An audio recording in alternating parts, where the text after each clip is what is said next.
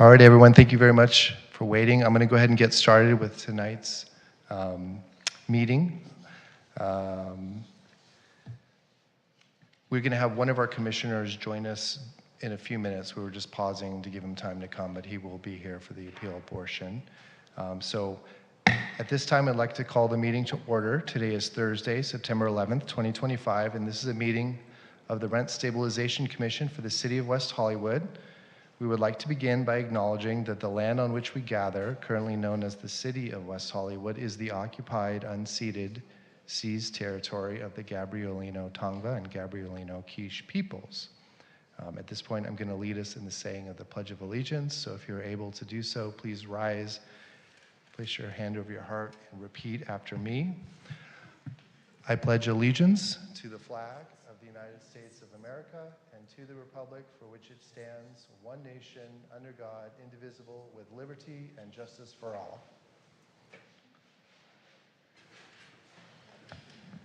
Thank you very much. Ms. Secretary, can we have a roll call? Yes. Commissioner Bass? Here. Commissioner Copeland? Here. Commissioner Kerpes? Here. Commissioner McCafferty? Here.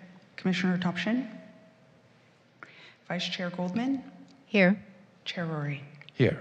Okay, we have a quorum and we are expecting potentially another commissioner to join us. The first item that we're going to address is the approval of our agenda. And we have one appeal on our agenda for this evening. Motion to approve. We have a motion to approve and Second. a second. All in favor, please say aye. Aye. Aye. And none opposed. Okay, so the agenda is approved. We'll proceed in this order for tonight's meeting. And the next item, in number 5, is the approval of the minutes.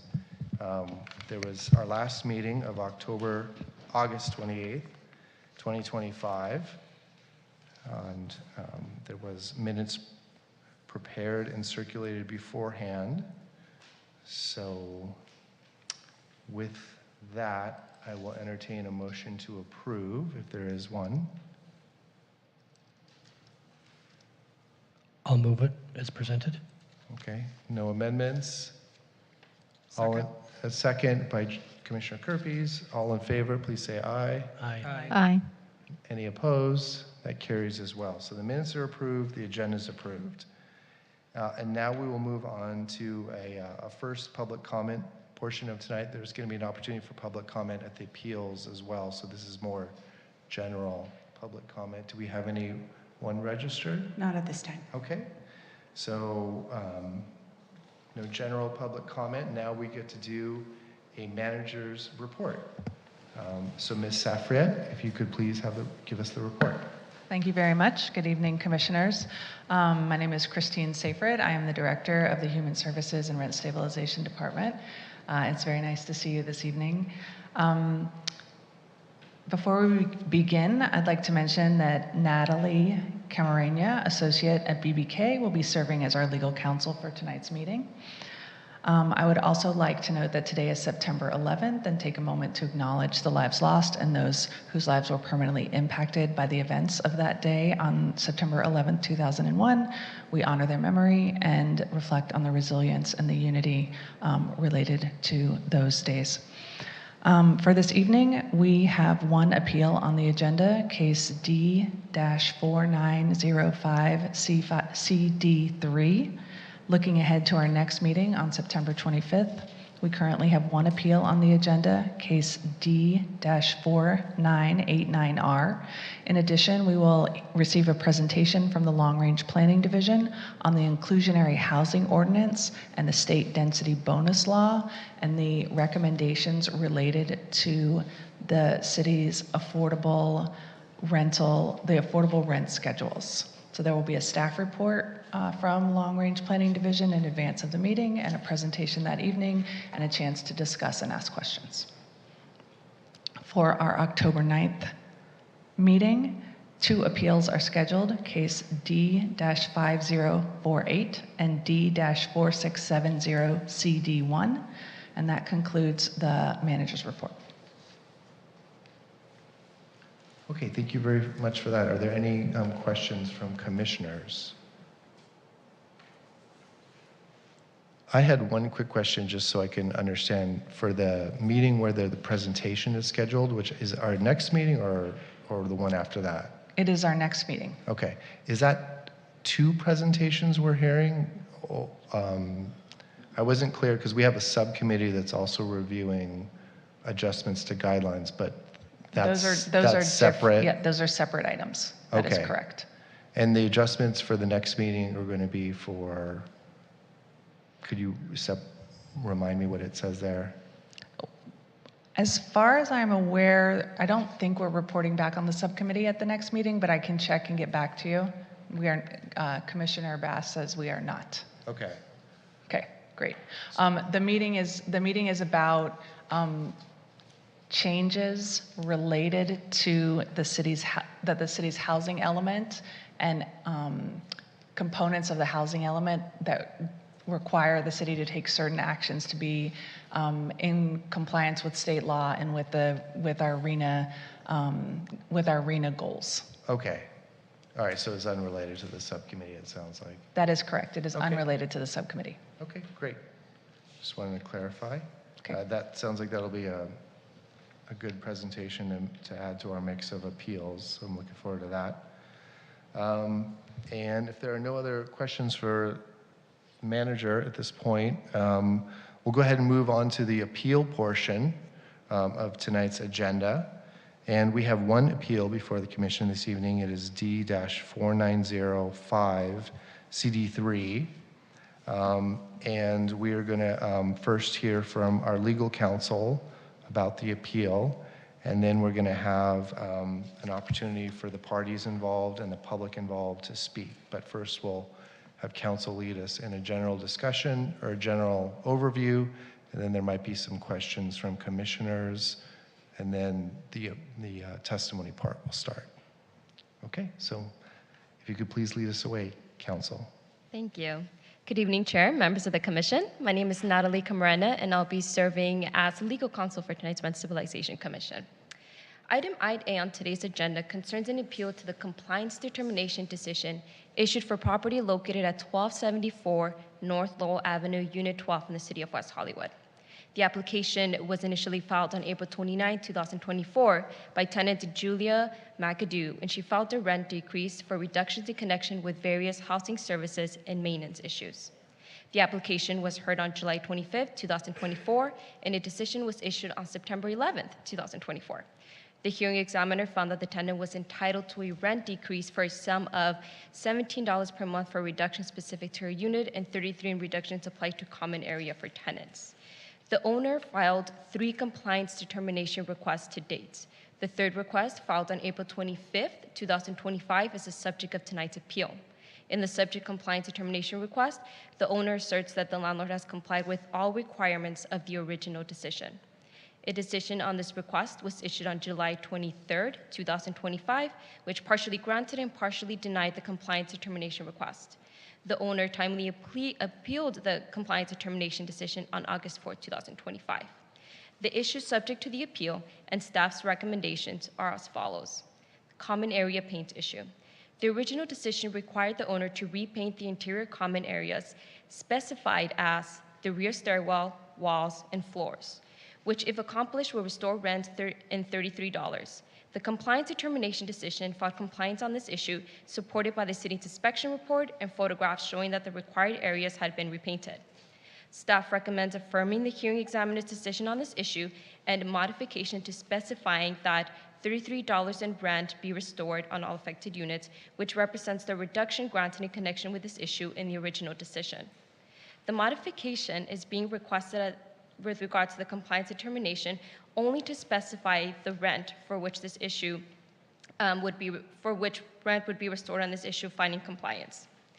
I would also like to note that in determining whether the owner has substantially complied with the mandated report or maintenance issue, the question is whether the owner has complied with what was required in the original hearing decision. If the original decision was not appealed, as is the case here, the scope of the decision cannot be altered to make additional repairs, for example. The second issue is with regards to painting of the unit. The original hearing decision required the owner to repaint Unit 12, including the bathroom, front door, door sill, and both sides of the rear kitchen door, which, if accomplished, would restore $41 in rent. The compliance decision denied compliance, finding that repainting was only partially completed and that the city inspection report confirmed it was only partially repainted. The record shows that access to the unit was denied between April 7th and May 5th, during which time the tenant responded to landlord staff by request that the city mediator assist with the scheduling. From the record, the landlord has made several attempts to schedule the interior painting. The tenant did not allow the owner to enter to the unit, including denying access on a Saturday when she was home, and even offered to cover meal costs and have staff move items as needed, but the work could not be completed due to this refusal. Pursuant to West Hollywood Municipal Code Section 17.44040, Subdivision 3A, the Commission could find that the tenant's lack of cooperation directly prevented the completion of the work. That same lack of access may also explain why the sill and frame were not finished. As a reminder, a landlord seeking a compliance determination need not demonstrate perfection. A substantial compliance with a hearing examiner's decision is sufficient. Accordingly, staff recommends reversing the hearing examiner's decision on this issue, finding that the tenant's actions were intentional, and order the restoration of $41 in rent on this issue. With regard to the next issue on unit carpet, the original decision required the owner to install carpeting of comparable quality in the unit, which, if accomplished, would restore $62 in rent, and by which the parties agreed that the flooring would be replaced with new vinyl flooring to satisfy the requirements. The compliance determination decision denied compliance on this issue based on failing to install new flooring in 2 closets, where the worn carpet remained with some fraying. The inspection also noted that the closet still contained this worn carpet with some fraying. Because the parties agreed that the flooring in the living areas would be replaced with vinyl wood and that work was completed, staff recommends reversing the hearing examiner's decision on this issue and restoring $62 per month in rent. As a refresher, a landlord seeking compliance determination need not demonstrate perfection. Substantial compliance with the hearing examiner's order is sufficient. With regards to the next issue, which is the air conditioner, the hearing examiner's decision required the owner to repair or replace the air conditioner and in good working order, which, if accomplished, would restore $15 in rent. The hearing examiner made no finding on this issue, only noting that the unit was not tested. The record shows the air conditioner was replaced based on both the tenant's statement and the inspector's report. There was no evidence that the unit was not in good working order. The inability to test was not due to a failure by the owner to perform the work, but rather to inspection condition. That is, the tenant was on notice of the inspection but did not have the unit plugged in or readily available for testing. In landlord seeking a compliance determination need not demonstrate perfection. Substantial compliance is sufficient. Staff finds that the record provides substantial evidence to support compliance with regards to the issue of the air conditioner and thus recommends reversing on this issue and restoring $15 in rent. I'm nearly done, I promise. Window coverings. The original decision required owner to provide window coverings of comparable quality in the living room, which, if accomplished, would restore $5 in rent. The compliance determination decision granted compliance on this issue, supported by substantial evidence in the inspection report and photographs showing the coverings were clean and functional, but it did not provide for the rent to be restored on this issue. Accordingly, staff recommends the examiner's decision on this issue concerning compliance be modified only to the extent to modify the restoration of $5 in rent. Smoke and carbon monoxide detectors. The original decision required the owner to provide smoke and carbon monoxide detectors in compliance with all applicable codes, which, if accomplished, would restore $23 in rent on this issue. The compliance determination decision granted no restoration of rent on this issue concerning smoke and carbon monoxide detectors, and the owner did not submit anything showing compliance, nor was it listed in the compliance determination request. Accordingly, staff recommends affirming the hearing examiner's decision with no rent restored. And that concludes my presentations, and I'll take questions from the commission. Nice job. I don't know if anyone has any questions at this point. Oh, go ahead, Commissioner Kerpes. Yes, thank you. So only the landlord has filed an appeal this evening, correct? That is correct, yes. So why is it that we would be even considering the first one why would we be asking to affirm the hearing examiner's decision on the first portion I'm assuming the landlord is not appealing the granting of his reinstatement of the money. Yeah, that's a great question. I'm happy to add some clarity to that. When the compliance determination application was submitted, it only indicated generally that all the issues in the original decision had been complied with. So it didn't parse out which issues of the various issues in the original decision were being appealed.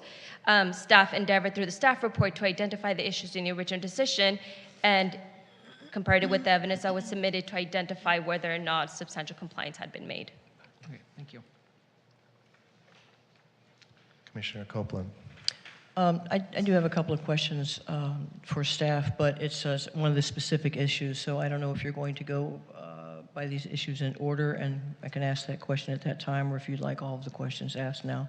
It's up to you. I'm going to ask the landlord and the tenant to go issue by issue as much as possible, so there will be an opportunity afterwards. If you want to ask something before that you think might help the landlord and tenant, maybe is a good time to ask. Okay. I have a question for staff, a couple of questions just to clarify on the record. When we're talking about exterior painting, our maintenance standard is every 7 years unless the exception would be in like new condition. But when there is a maintenance standard that is required from a determination, substantial compliance is sufficient. Is that correct? Once the work is done, substantial compliance is sufficient for that. Correct, that is the standard. Okay, and also, say in this case, there were specific areas that were mentioned, but doors and exterior window sills of individual units would normally be individual unit issues and not included in the maintenance standard anyway for painting. Is that correct? Right, so I'll take pause and I'll step back a little bit and let me know if I accurately address the scope of your question. Okay. So the way that the rent stabilization regulations are drafted with regards to interior and exterior paint, I don't believe they specify the areas that which define those two larger areas. Okay. So it is within the discretion of the hearing examiner and the commission to identify what areas would be considered within those two broader scopes. With regards to compliance and within the purview of the Rent Stabilization Commission is to determine whether or not there was compliance with the original decision. So if the Right. original decision didn't identify the area to be repainted, then it wouldn't be within the scope of the appeal of this evening. So it comes down to the specificity of the order itself. That is correct. Okay. Thank you very much for clarifying. Appreciate it. That's it for me I'm right glad now, you asked Chair. those questions. Thank you. I have a question. Commissioner Bass. Yeah, I know the answer to this, but just to help inform the public, because sometimes this can be a confusing process, so I'd like to kind of set some understandings up front. The items before us are only the items that were originally included in the original hearing decision. And the reason I asked this question, to give it more context, is the public comment that we've received in writing, which I've reviewed, refers to issues in other units in this building, but we can't consider those in any capacity tonight. Is that correct? That is correct. That is not before the commission this evening. The only thing that applies to other tenants is the one common area painting issue. Yes, the interior common area paints, yes. Okay, thank you. Also good clarifying. I'm going to note for the record, obviously Commissioner Topshin's joined us and he will be hearing testimony and deliberating with us.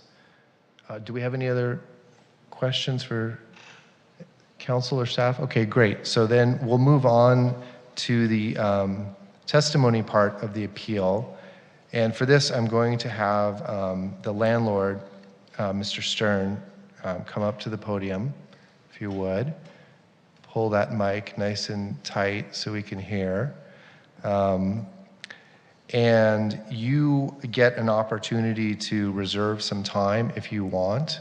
So whatever you don't use in your first go-round automatically becomes your rebuttal argument, and there'll be public comment in between your first round, and the tenant will speak as well. And what I was going to ask for both sides tonight, that we try to focus as much as possible. It'll help us if we go down the list of issues, because that's kind of how it's organized in the resolution. So there's common area paint, unit carpet, air conditioner, window coverings, smoke and carbon monoxide detectors. That's just generally how it's laid out in the resolution. And if you're able to try to track that for both parties, it will really help us understand what you would like us to do or not do with respect to the resolution that's currently on the agenda. Okay? Yeah, All right, so Mr. so- Stern, go ahead and start and say your name, city of residence, and you may begin. Hi, my name is Adam Stern. I live in Studio City, California. I have been a manager, landlord for this building since 2021. I took it over from my father-in-law. It's a family-owned building. He's been involved with it for another number of years. The only unfortunate thing with that is he didn't register all the units, which is what brought this to the city. So I inherited a bit of some issues with some stuff that didn't get done, which as soon as I started in 2021, these issues were brought to me by the tenant at number 12. Shortly thereafter, I did a walkthrough, addressed all the specific items that were requested of us to be addressed, agreed to all the repairs, and then was told that I couldn't do it because of COVID. So we were sensitive to that. There was other medical excuses given to us. I didn't want to push. But then a couple of years later, it came to my attention via a notice from the city that we were being asked to appear for a hearing. We agreed to everything and then some. And since then, in fact, shortly right after the meeting, within a week or two, we started addressing everything. Common areas were painted all throughout, new decks, new stairs, everything that was asked of us. What we could do in her unit was done. And I say that because we did all the flooring, we painted most of the interior, we reglazed the bathtub, we did almost everything that our maintenance person was able to, but she would not allow us entry into the kitchen and the dining room area, and so that delayed a number of the items that were listed here. I'll say, and I'm happy to go through each one, but the common areas, as you noted earlier, I've submitted multiple compliance determination requests. We painted everything as asked of us. It was denied. I tried to appeal, understanding what needed to be done, was not given much clarity, and so I kept appealing because we did everything that's been asked of us, and I have no reason not to. We're not trying to delay. We want to address everything in the building. However, there's been excuses where I'm told as the landlord by this specific tenant that I'm not allowed to enter. My on-site manager who's here with me today has attempted to validate things like the carbon monoxide and smoke detectors. However, the tenant is not allowing us to take photographs. She was told, or we're being told that the city instructed her that we're not allowed to take photos of the work that we're doing in her unit, which is news to me. And so I'm a little frustrated because everything that's been asked of us, we've completed. I've tried to make that very clear. In the last decision, I'm appealing because none of the evidence I submitted the last time around was even addressed or considered in the decision. And so that was my appeal specifically, was the evidence that was overlooked, specifying my correspondence with the tenant, showing that we've made multiple, like, consistent attempts to address all things that were asked of us, but have been denied entry. And so at this point, I completely agree with the staff's decision. I think they were taking the evidence into account when I made the appeal. The only thing that's left from the rent reduction is the smoke detectors. As recently as a couple days ago, our on-site manager went in and validated, as she does once or twice a year, that all the detectors in every unit are working. She was not able to take pictures to validate that. So I guess, I don't know if I have an opportunity for questions. I don't know how I'm supposed to submit evidence on that specific item when we're not being given the opportunity by the tenant. I don't want to cause any ruffles with the tenant, but everything that was asked of us, as the staff noted in the report, has been addressed to the best of our ability. And I say that because things like the kitchen that we agreed to go above and beyond what was asked, we're gonna replace all the countertops, basically remodel the entire kitchen. That's been delayed as the rent has been reduced. It's been a year now to the day that that decision has been made. And all I want to do is be done with this and move on to address the unit below her has a crack in their ceiling, and we've been delaying work on that unit because we knew that we were going to be demolishing the kitchen for hers. But at this point, it's months and now a year that we've kind of been in a holding pattern. And so I've done everything asked of us. I don't know what more I can do. I submitted all the evidence showing that it's being held up. And so I'm here to just affirm what the staff noted in their report and just say that I have nothing to disagree with. Everything is very clear that we've done what was asked of us. And what's not being allowed to be done, I am kind of at a loss what I'm supposed to do right now. I'm being threatened with being called. That's your time. Okay. All right, thank you, Mr. Stern. Do we have any questions for the landlord at this point? I do. Commissioner Topchian? Yes, good evening, Mr. Stern. My question is regarding the air conditioning unit. Do you recall when it was installed?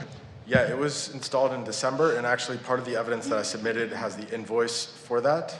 And as noted in the staff report, if you look at page 46, actually, the invoice for that air conditioner is right there. It's brand new. Because she didn't have it plugged in when they came for the inspection, I don't know why we're penalized for that. But like everything else, So it we was did everything installed in our ability. In December. I can see it Page well, 46, it's the bottom left picture. Along with the top right of that page has the work done by our maintenance man. And yeah. Okay, did you have a chance to test it after the installation, you or whoever installed it? Yeah, the maintenance person, when he installed it, tested it to validate that it works. Okay, is it the unit itself? Is it far away from the electric plug? Does it require any extension cord? Not to my knowledge. As far as I was aware, by our maintenance person, he installed it. It was a brand new working air conditioner. Was you were present, or it was your?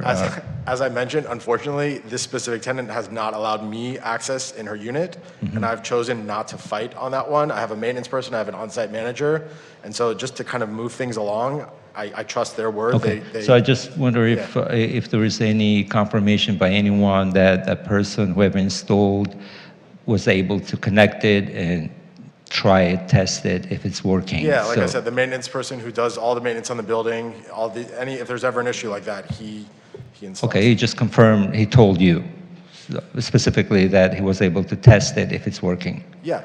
Okay, thank you. Nothing further this time. Thank you. Okay, oh, Commissioner Copeland, good. Thank you, Chair. I just had a question for you about the agreement for replacing the carpeting with the new vinyl wood flooring. Was there a particular reason why it stopped at the closets in those rooms? We did the entire unit, and that was not brought to our attention at any point that there was an issue. We didn't have access to the closet, it was full. And so until the inspector came in and noted that, there was never once a mention, and I don't have any, maybe she has different evidence, that there was ever a concern or we needed to address that. This is the first I've ever seen of any problem with that. If it was an issue, we would have dealt with it, and in fact, I would have rather have gotten it done when we did the rest of the unit. So it's just lack of we planned to go knowledge is back what and you're saying. address it, but now, I mean, So it was just a lack of knowledge or opportunity then? as far yeah, I as the mean, closet? the entire unit was done with hardwood, and to my understanding, we're only supposed to replace it with like carpet. This was an upgrade because at the time I was I was told that I treat her differently than every other tenant and that I'm not treating her fair by not giving her hardwood. I had no reason not to upgrade her floor, but That answers my question. I just Okay. wondered what the issue was. Thank you. That's it for me, Chair. Go ahead, Commissioner Bass. Just really quickly, you made a comment about not pushing the issue, and I want to follow up on that. Obviously, a landlord with 24 hours notice can go into a unit to make repairs. And I've read all the evidence, so I see the back and forth. Why have you chosen not just to go in with that 24-hour notice regardless? I saw that there were threats about calling the sheriff, but can you just help me understand that a little bit? yeah, 100%. I have empathy. This tenant has specifically mentioned, and it's probably noted in the evidence as well, that she has a medical condition that prohibits her from being mobile at times, and so I'm sensitive to that. I don't want to force someone out. At the same time, my hands are kind of tied. If someone's not letting me in and the city's requiring me to do something, I don't know what I'm supposed to do, which is why I'm here. I mean, we submitted the 24-hour notice. as you saw, she called the sheriff. I don't know what, I don't know what I'm supposed to do. Like, Okay, thank you.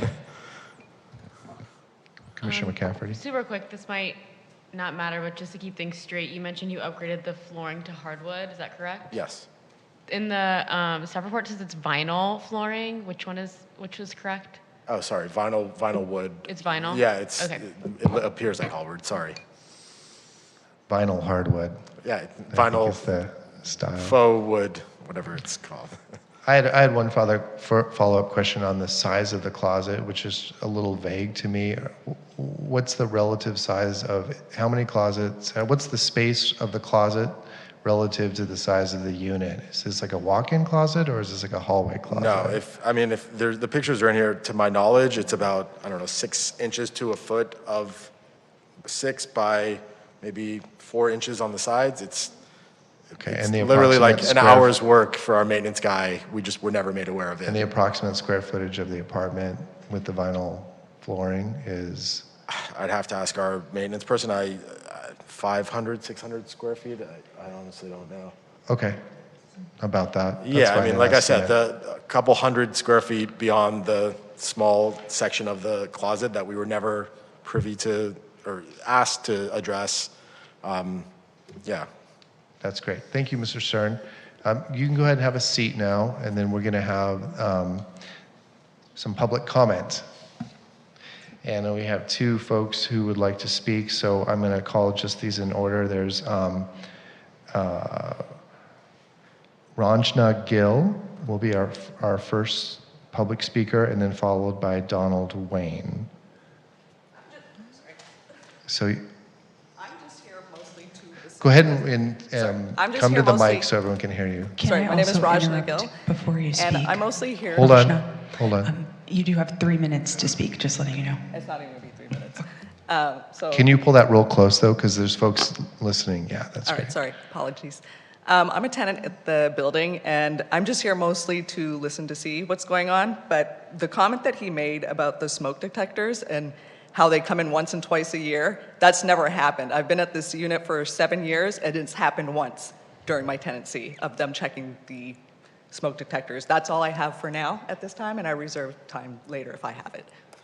Okay, this will be your opportunity to speak before we reach a decision. So you have your time now, and then that's going to be it. There's an opportunity to speak after the decision's made at the end of the Okay. meeting. Okay, I'm just here more to I observe. appreciate you coming down, participating. Mr. Wayne, now is your opportunity. Just take your time, sir.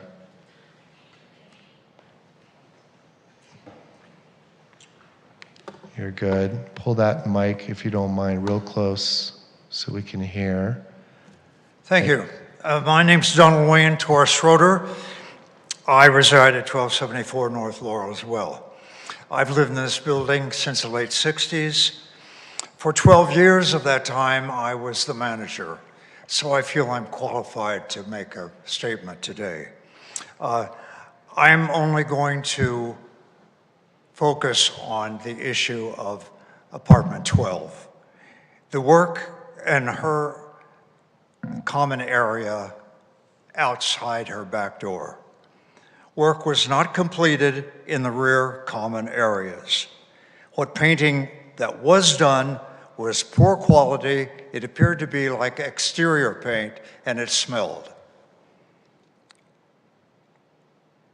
The general management seems to have a living history in the building of denying repairs.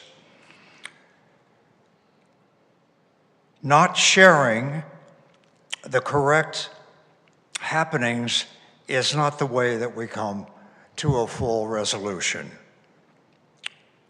What maintenance that is done is generally shipshod and doesn't happen as scheduled.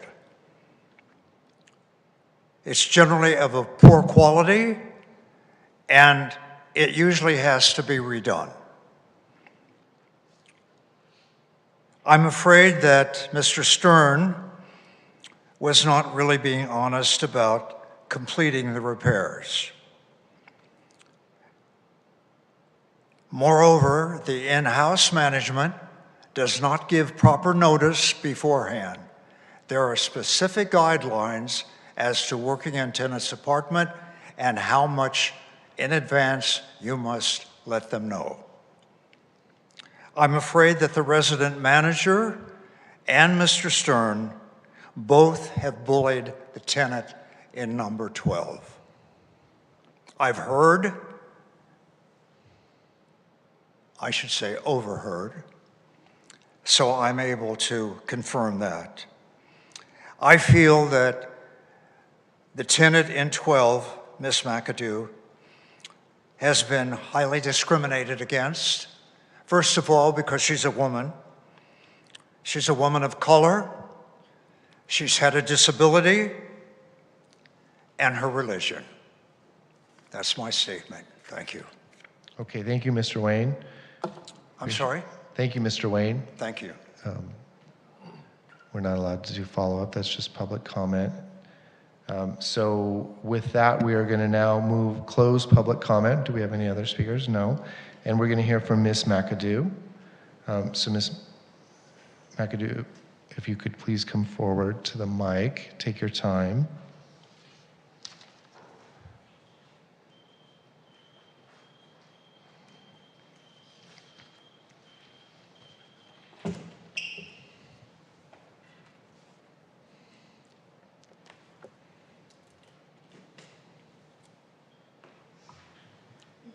All right, you're all situated. So I'm just going to briefly remind you, you get 5 minutes. There won't be a rebuttal. And again, if it's possible to try to follow the resolution issues, that will benefit the process the best. But please do stick to what's in front of us. And with that, your 5 minutes can begin. May I ask a question before I begin? It depends on the question. We're not really allowed to give feedback. Oh, I don't want feedback. It's a little more procedural, if that's okay. Randy, there were 2 tenants, I believe, that emailed you directly with comments, but they didn't go to the public comment section. I just wanted to be sure. Those comments were included. circulated to the commission bebeforehand. Okay, awesome. And the other question I had is in the letter, it notes something about due diligence. And I'm a lay person, but my understanding is possibly if I wasn't aware of an issue that was going to be brought up, for instance, like the obstruction, and I wasn't able to provide any evidence or, rebutting any of it, is it possible to present new evidence in that form now? No, new evidence is not permitted at this point in time. Okay. We're not really even qualified or capable of considering new evidence without going through a change of procedure. So everything is about what was has already happened, not new. And hopefully that clarifies for you. Thank you. Okay. Excellent. So I've prepared a written statement. Is it okay to start now? Yes, please. Great. Thank you, commissioners, for this time. The hearing examiner got it right. This is a case about repeated landlord misconduct, misrepresentation, and failure to complete ordered repairs. Why would a tenant repeatedly ask for repairs, prepare the unit, and then block their completion? That claim is illogical and contradicted by the record. West Hollywood Municipal Code states that a landlord's application for a rent adjustment shall be made under penalty of perjury. Mr. Stern has filed at least 3 MAR reinstatement filings that the hearing examiner found to contain false assertions. In this 3rd filing, he stated that the unit repaint was complete. In his appeal, he admits it wasn't. That contradiction matters. The hearing examiner, with 39 years of municipal law and code enforcement experience, denied the overwhelming majority of Stern's repair claims 3 times. Markin was ordered to complete approximately 31 common area and Unit 12 specific repairs, and they have completed very few. I was never given legal written repair orders that I refused to honor. Beyond specific repair obligations, the landlord has repeatedly violated core tenants' right. Their misconduct is not just procedural, it has tangible effects on my health, safety, and ability to live peacefully in my home. A landlord must provide written notice specifying date, time, and purpose before entering a unit for non-emergency repairs. Casual emails or texts do not meet this legal requirement. The only notice provided was for one non-urgent repair while I was out of town. I lawfully asked that it be rescheduled for a few days later, and the maintenance manager himself accommodated that change. Yet the landlord falsely claimed in their April filing that the work had already been completed, as you've noted. Despite my mobility issues and use of a walker, I managed to pack much of the unit in 2024 for the October 2024 repair date the landlord failed to honor. They failed again in December to complete the work. I now cannot lift heavy objects per my doctor's orders due to a secondary medical condition. I requested reasonable accommodations and a schedule adjustment. I asked that staff assist with packing and heavy lifting, requests repeatedly denied. I only sought help after my secondary condition was diagnosed, likely caused or worsened by stress and unsafe living conditions for the landlord's misconduct and harassment. The landlord repeatedly failed to appear for scheduled work. I requested mediation once, a voluntary city service, in order to create a workable repair plan. They have not proven I ever denied entry for any lawfully, properly noticed repair order. Going in order here. As to the common area repainting, rear stairwells, doors, window trims, and railings remain unfinished despite proven in multiple inspections. B, as to unit repainting, the full repainting of Unit 12 was never completed, not because of me. The front door sill, dining area, kitchen closet, there's so much left to be painted that I have repeatedly requested to have done. As to the flooring and closet repairs, they are large closets, and the carpet in the unit and closets is over 14 years old, and replacement has been delayed since 2014. The landlord falsely accused me of denying access to the closets. However, the repair plan was always to save the closet work for after the full kitchen repairs per agreements made between tenant and maintenance manager Edward. As to the air conditioner, it was installed. It was never tested as ordered by the hearing examiner. It is 15 to 16 feet from the nearest outlet. He never plugged it in, and I have not, and Adam was never present. As to window coverings, blinds, all blinds in the unit were required in order to be replaced. The original hearing decision only addressed the living room blinds in terms of rent reduction. The dollar amount for the $5 amount, I believe it was a legal oversight because, for instance, I have no blinds or window coverings in my bathroom. All right, let's see. As to the credibility and tenant corroboration, at least 5 tenants have verified the common area work is incomplete. A preponderance of evidence shows incomplete work and misrepresentation by market management. The hearing examiner's adverse findings against Mr. Stern in prior filings further undermine his credibility. In conclusion, commissioners, the evidence, law, and common sense all point the same way. Uphold the hearing examiner's decision. The landlord has repeatedly misrepresented facts, even under penalty of perjury, failed to complete dozens of ordered repairs, and used the rhetoric of obstruction to deflect blame. Please keep the 174 rent reduction in place. Go ahead and finish your statement, okay. All right. Oh, man, thank you, because I was almost done. I'm just asking that you keep the 174 rent reduction in place, reinstate the $5 for blinds as initially ordered, exclude any May 5th filing, and anything less, and just order the outstanding repairs. Anything less rewards misrepresentation and leaves tenants, including myself, living in unsafe, uninhabitable conditions. Moreover, under the reasonable person standard. Hold on, we got And that's to it. end That's it there. it. Okay. It was just about the reasonable person. I saw you winding down, so I wanted to give you a chance. Oh, I appreciate that. No, Thank I you. appreciate you speaking and delivering your statement. Okay. And the time you put into your statement. Do we have any questions? Commissioner Topchin would like to ask you a question. Yes, good evening, Ms. McAdoo. So, a couple of questions. First, the air conditioning unit, I think I would just ask the same question. Was the unit tested at the time of the installation? No. Okay, well, who was present at the time of the installation? There were 2 flooring repair gentlemen there, or maybe 3, Josue and his son Josue, another gentleman, and Edward Artunian. I'm sorry, I don't know how to pronounce his last name properly. He is our building maintenance manager, and he conducts most of the work. Adam does not come in to do any work. And it's really far away from the outlet. It requires Yes. an extension cord.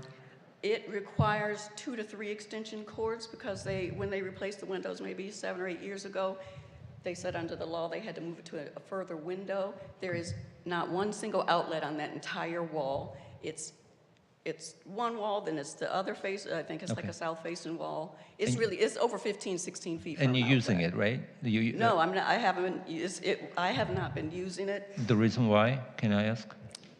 I believe it's a fire safety hazard at this point. Because you don't want to use the extension You cord? have to use 2, and because it's rather a major appliance, a small major appliance, I don't understand it. But it's a 3-prong plug.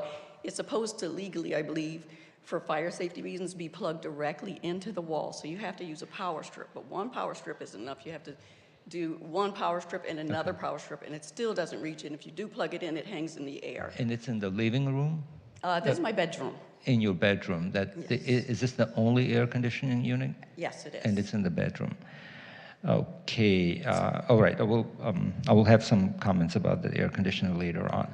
So now, do you understand that the landlord has a right to give a 24-hour notice to enter the unit, and which is pursuant to the state law, really, and enter the unit for the purposes to make repairs? Yes, I do, and I have never once denied access. The one time they do not give proper legal written notice. They do not do that. He's done that once for my inter-unit repairs, once since exactly a year ago today, one time. Unfortunately, that was the first time I'd been out of town, actually in a couple of years. They chose to enter my unit, to do work that they already claimed in their April 25th filing was completed. Okay. So I've never denied the sheriff, and may I ask with the sheriff, that's because it's illegal under California. I think it's code section We need you to, I'm sorry, 1475. stick to the answers for the Yeah, commissioner you questions. just answer strict to the questions. Okay, So, sure. and the record before us shows that the landlord made multiple attempts to schedule the painting, for example, and some other things, as I understood. And the owner even offered to cover the meal costs and have staff move items as needed. So in order to complete the repairs. So you're saying this record is incorrect? I'm saying that he is providing you with half-truths. So I never denied them access to the painting. I asked for reasonable accommodations under ADA law, and when I became ill, and am still ill, and I was denied time and again. Then Edward and I, Mr. Stern is not party to a lot of conversations. It's between myself and the maintenance manager, Edward. We schedule this. They have never once, I'm sure they cannot provide you with a written legal notice saying, can we enter your unit to do the painting? They never did that until the one time in May. Okay. So yes, I'm aware. I haven't denied access. I apologize. What was your exact question again? Because I lost the train. No, that's okay. So it's clear to me. I just wanted to know if you dispute the record, where the landlord stated that the landlord made multiple attempts to schedule the. I am 100% disputing that. Okay. I did every effort under the law of even going to mediation so that we could get things going. Okay. Thank you, Ms. McAdoo. Thank you very much. Absolutely. Go ahead, Commissioner Kirby. Back to the air conditioner, sorry. Okay. Your previous air conditioner, when it was functioning, obviously it wasn't at the end, but when it was functioning, how was it receiving power? It also had to have 2 extension cords. It had a longer cord than this current unit does. So it needed you can't use it, it's not safe to use. I'm just asking how the other one was powered. Oh, 2 power strips from the far wall. It was like 2 power strips behind the bed, around a table, etc. Were those the landlords, or were those your power strips? Those were mine, which were packed away because everything in my unit was packed. So they were packed away when they came and installed it. And furthermore, this unit has a shorter cord itself. I understand. Thank you. Okay. Commissioner Bass. Thank you. Thank you, Chair. I'm trying to understand, so when something comes before the commission, all we're really empowered to do, and I'm oversimplifying this, and legal counsel can correct me if I get anything wrong here, please, but essentially, we have to look at what was before the hearing examiner and determine if a reasonable person could have come to that same conclusion with the evidence before them. So my question is, you're asking about providing new evidence tonight. When the landlord on May 5th filed this compliance determination, ignore the previous ones, we only have one before us tonight. When on May 5th they filed this compliance determination, they included an entire series of emails and texts talking about trying to access the unit. What evidence did you provide to the hearing examiner to rebut that you would want to give us tonight? Well, I'm a little confused about the process because the hearing, I provided information about the sheriffs. I provided information on the notice. I think I've provided information on bullying and harassment. What I didn't know, because you have to file for a public record. You have only 10 days from we received the notice was mailed on May 1st. We only had till the 14th in order to prep, and then you have to file for a Public Records Information Act, however it works. I've been told multiple times by the city. I was not aware that he had submitted all of these texts, or I would have rebutted with the series of texts that I have now with the maintenance manager who was actually doing the work, and we were working together. We have a good working relationship. So I didn't know. All I know is that I provided 40 photos of incomplete repairs. I provided a statement. I provided several attachments. Okay, so I just want to go back to the actual application for the compliance determination, which you would have received a copy of. And it specifically says that this is the landlord speaking, so I'm not taking a position here. Sure. But essentially, as I paraphrase here, says that you did not allow access on their actual application for compliance determination. So you were noticed that they said that. What evidence did you provide to the hearing examiner that I can look at in our record that shows me that you did in fact try to provide that I access? believe I included in my statement. Are you talking about my rebuttal of their filing from April 25th? The May 5th compliance Commissioner determination. Bass, this is legal counsel, and I hate to interject. Sorry for the interruption. I want to clarify something with regards to procedure. So the regulations and the rent stabilization ordinance don't automatically entitle a tenant to the compliance determination documents that were filed. It does entitle them to submit a Public Records Act, as the tenants mentioned, to get a copy of them, but they don't get a copy of the application and what was filed in support of that as a matter of right. Thank you for correcting me on that. I thought that they did. Thank you. I'm sorry, what was that? Not even the application? Not to my understanding. The language of the regulations in the RSO themselves don't automatically entitle them to one. They, of course, are entitled to submit a PRA request. And while the standard is that PRA is subject to its own statutory procedure, but the records can be made as soon as possible or before that. Okay. Thank you very much. Thank you. Okay. Any other questions? I had one follow-up question because it's just a little unclear to me. How many closets, is it singular or plural, still have carpeting? I have 3 closets. 2 really large closets have 14-year-old carpeting that breaks off and flakes in the air. That is a walk-in. It's a rather narrow, but it's a long walk-in closet. I've never measured it, but it's maybe at least 10 to 12 feet long, at least this wide, that has just full carpet left in there. Then there's a master, then that's in the master bedroom. Well, there's only one bedroom, so it's in the bedroom. And then there's a living room closet that's really large enough for me to have like a 5 to 6 feet wide bookshelf in there, and it's at least 6 feet tall. It's very large closets, and we just agreed to do them at the end. And does that have carpet still? Yes, absolutely. Okay. And there's a third closet, did you say? There's a third closet, but it's a built-in, so it doesn't have Carpet. Yeah. Okay. Exactly. Okay, so it's 2 closets still with carpet. Okay. And the kitchen dining area, because they did not want to replace that. So when you're talking about square footage, we're only talking about they did the living room and bedroom. They didn't do the closets, nor the kitchen, nor dining area. Okay. Okay. All right, I'm going to close the testimony part. So really appreciate you standing there. Go ahead and have a seat. Okay. And we're going to do our deliberation part of this now. So you're going to get to watch us. Usually what happens is we have some questions for council to clarify maybe some of the issues that came up, and then we'll start to deliberate amongst ourselves.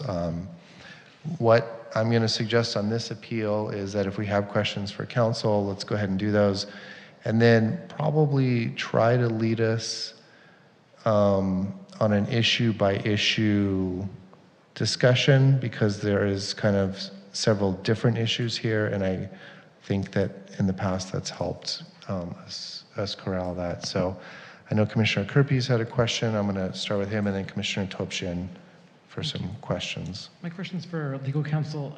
So given the information that you provided us just now with how this process works, so the landlord files for a compliance determination, that is not seen by the tenant. The decision is made or a hearing is set. The tenant is notified about the determination that saying the landlord said he's fixed these 5 things. How would someone come to a hearing with evidence to refute that they didn't deny access if they didn't initiate that argument? Yeah, so the regulations provide that after compliance determination decision is submitted, there's a work performed notice that is issued to the tenant, which provides advance notice to the parties what the issues the compliance determination pertains to. In this case, there was a work performed notice issued to the tenant that identifies the issues that are discussed in the staff report and are the subject of the appeal. So here, specifically with regards to this property, while the initial compliance determination request was submitted, I think the date was April 24th. After that, on a compliance determination form, there was an additional document submitted by the landlord that didn't raise any additional issues. It only provided additional evidence in support of compliance with the previous issues, and more substantially showing or attempting to argue the lack of cooperation of the tenant in trying to give access to her unit for the repairs to be performed. So again, how would the tenant know to bring? Sounds like there's a summary that gets provided of the compliance determination request, but they don't get the actual Correct. request itself? Yes, in the work performed notice, the various issues are itemized for the tenant or anybody seeking to, and invites the tenants or anyone seeking to appeal those or show evidence in support or in opposition of. So here, the work performed notice, I think that one was issued on May 1st to help track it down in the record, identified the 6 issues that are discussed in the staff report. So if a tenant, example, would like to argue that the air conditioner was not replaced or was not tested as compliance with the original decision, they would then be invited to provide evidence on that. Do we know this is the summary in this instance? Would it have alerted the tenant to a non-compliance issue or a failure to allow for the service to happen? I apologize, we're not allowed to hear from the public at this point, but I'm just curious, to Commissioner Kirby's point, was the issue of the tenant not allowing access part of the summary that would have been provided at that point? I'm looking at the work performed notice, and it doesn't provide a summary with regards to the tenants and a tenant not being able to allow access to the unit or in some way not cooperating with the repairs to be performed. Is this on page 187 of our packets? It is on page, I think it's 73.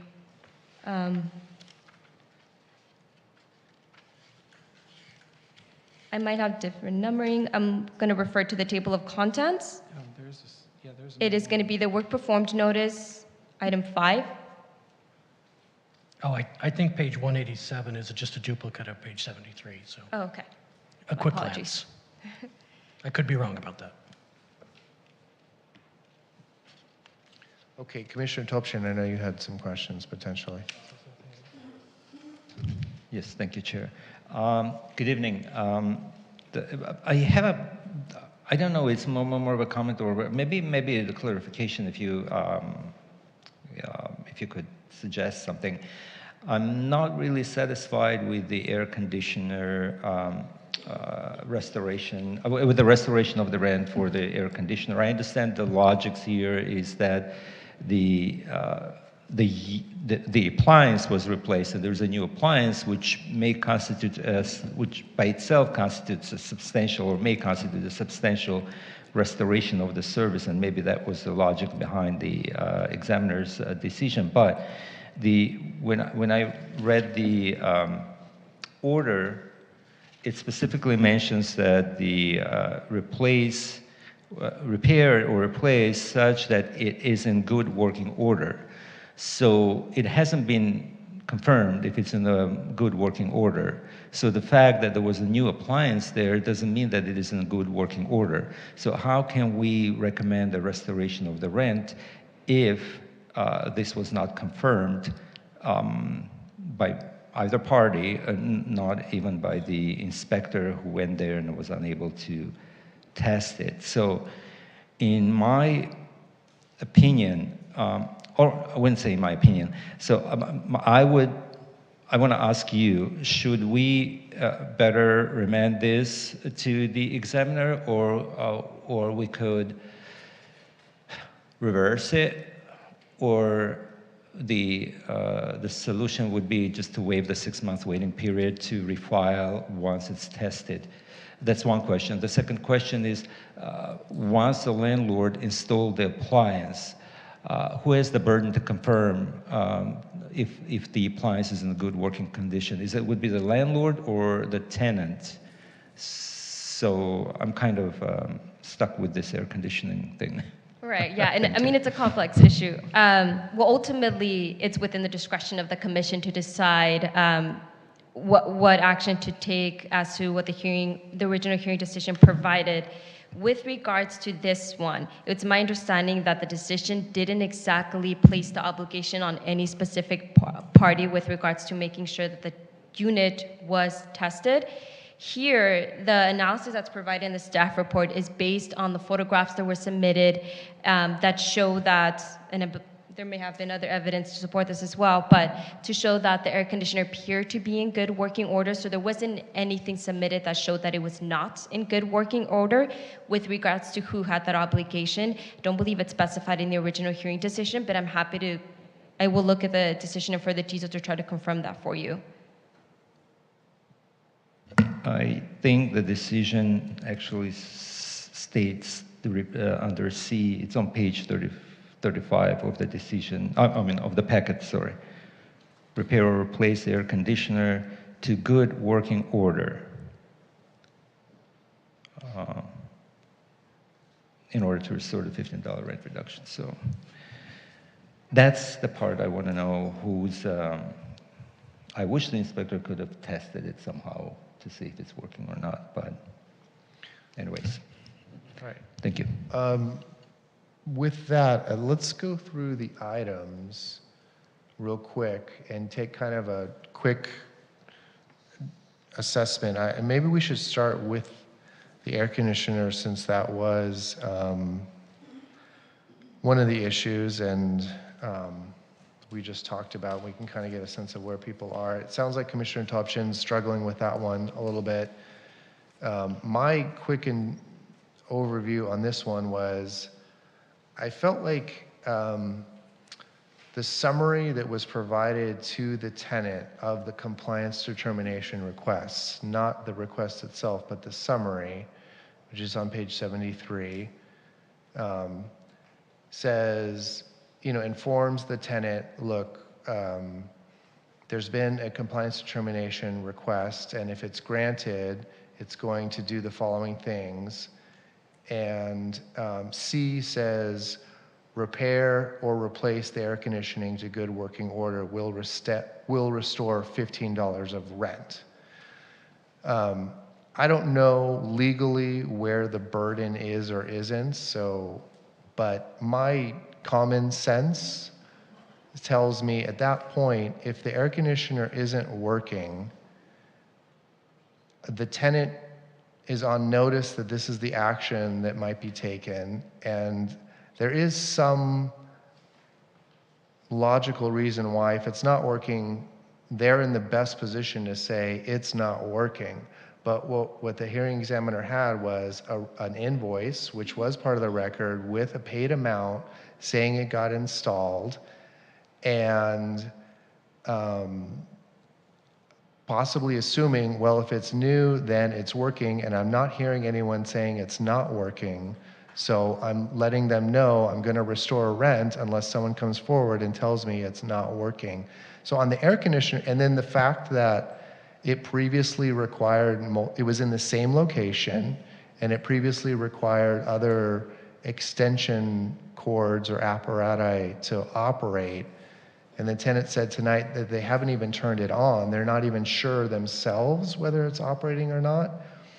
Those are issues that lend me to be able to say, okay, I'm going to side with the staff recommendation that let's assume this was working and restore the rent on this issue in light of all those factors. But that's just my one perspective on it. And so, Chair, to kick off the discussion. on page 95 is this rebuttal to the compliance determination by Ms. McAdoo. And item C says, as of May 1st, 2025, the air conditioner was changed but is not yet to be tested to be in good working order. So the hearing examiner did have it before them that the tenant was claiming it was not in good working order, or at least unaware if it was in good working order. It was saying it hadn't been tested. Right. That's not see if it's meaning in it's good not in working order. I haven't heard any evidence tonight to say it's not in working order. We just haven't tested it apparently because it hasn't been plugged in because it's far away.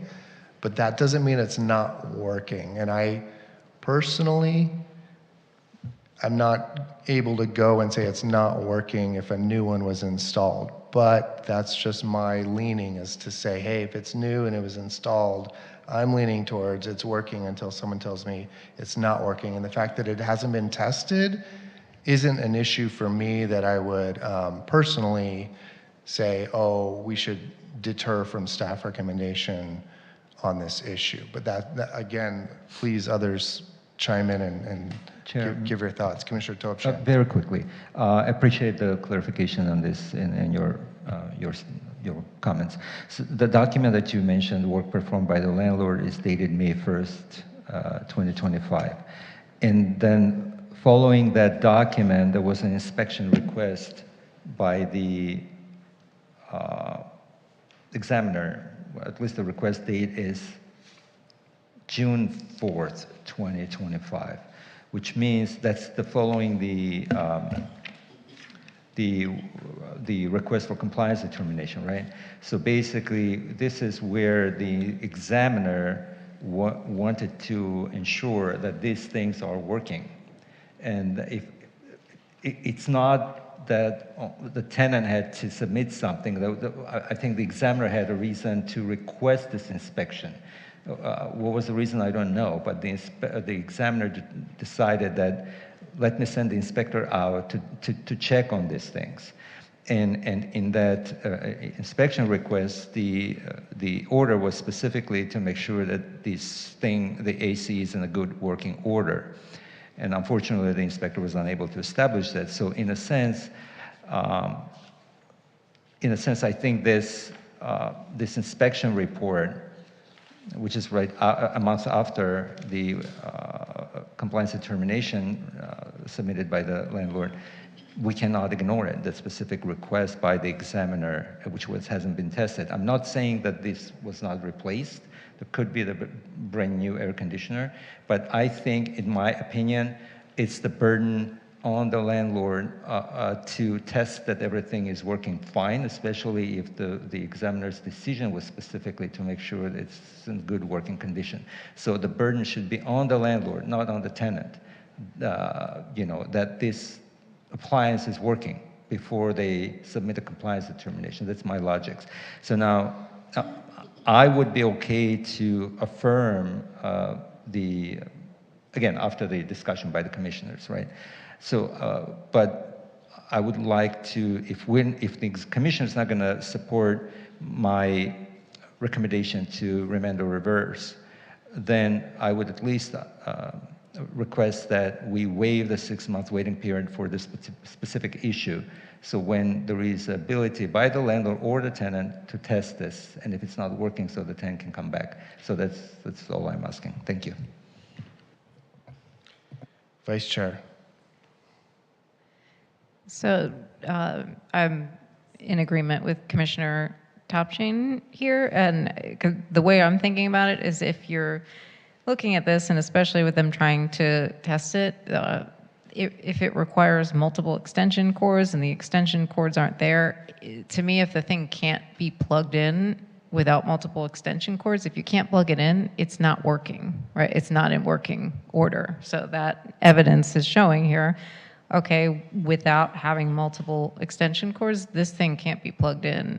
It's not in working order to me. So that's how I'm seeing that. And I would want to see some evidence that, okay, there was a way to plug it in and it actually turned on and worked. So that's how I'm feeling about that. Commissioner Copeland.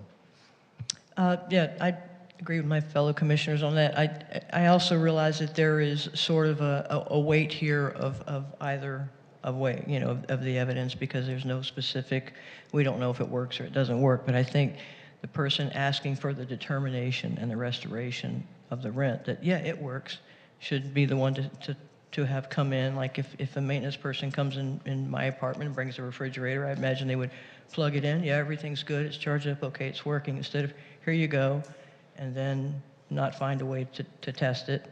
So I do understand the issues that they're having with that and the burden of proof and so forth with the air conditioning.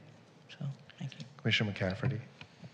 I agree with my colleagues. I do wonder, or a thing that I'm kind of stuck on is, you know, having like 3 like dangling extension cords to like plug this in, like, and I mean, legal counsel, let me know, like, I can tell this is an overreach, but just considering like the safety of it, is it, do we have any control over like reversing this and saying you have to like plug it in, but then let's say someone, either the landlord or the tenant, like plugs it in using like 3 weird extension cords? Or am I just, we're just stuck to you have to replace it or not? I want to make sure I understand your question. I know I rambled a bit. Basically, is there anything we can do or write in our, to say that like it needs to be in like safely working order, especially with the concerns about the extension cord scenario? That will be out of the purview of the scope of tonight's decision, because it's really to the letter of the original hearing decision and whether or not compliance has been made with regards to the original decision. Safely can be a vague term subject to various interpretation, and we get a little tricky in there with regards to what we mean by that. And that's why it's always very important, the original decision, for all these issues to be fleshed out. There we're at the compliance determination stage where there was an original decision made, and now we just have to show compliance with that. Had there been, and I'm not sure, there may have been, if safety had been within part of the original decision, that it be installed in a way that it may not require 2 or 3 extension cords, for example, or it be installed in a separate window if there was a concern with regards to an issue, then maybe at that point the hearing decision would have made a decision with regards to how it would be installed. Unfortunately, that's out of the scope of tonight's decision because it's only in compliance with the original language, which is that it be replaced and in good working order. That makes sense, thank you. All my rambling to say, I agree that it's on the burden of the landlord to plug it in and make sure it works. Commissioner Kirby's. So I trust that I think the evidence shows that it probably works, but the order was to replace or bring it to make it work, and you can't do that without electricity. So they've installed something that has no access to electricity, and that's where I'm at. So they don't comply on that issue alone.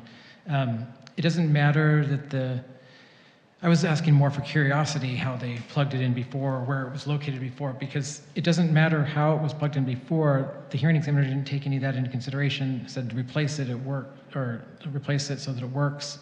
It's not going to work if it's not plugged in.